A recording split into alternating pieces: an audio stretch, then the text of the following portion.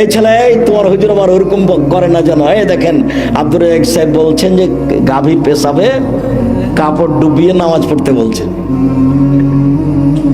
তার মানে আমি কাইফা পায়খানাওয়ালা কাপড়ে নামাজ পড়তে বলিনি, যখন কাপড়ই নাই পরিষ্কার তখন। কথা বুঝাতে পারিনি। আর ওটা রাজশাহী চাঁপাইনবাবগঞ্জের পল্লী এলাকাতে বক্তব্য ছিল। রাজশাহী চাঁপাইনবাবগঞ্জের পল্লী এলাকার বাড়িতে মহিলারা সাধারণত বাড়ির পিছন দিকে গিয়ে সমতল জমিতে বসে পেশাব করে।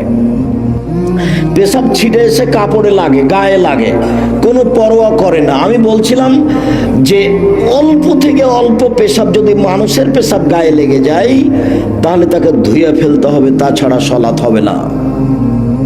কাপড়ে লেগে গেলে কাপড় অপবিত্র। ওইটা খুব কঠোরভাবে দেখাচ্ছিলাম আর বলছিলাম যে কবরের শাস্তি পেশাব থেকে না বাঁচার কারণেই হয়।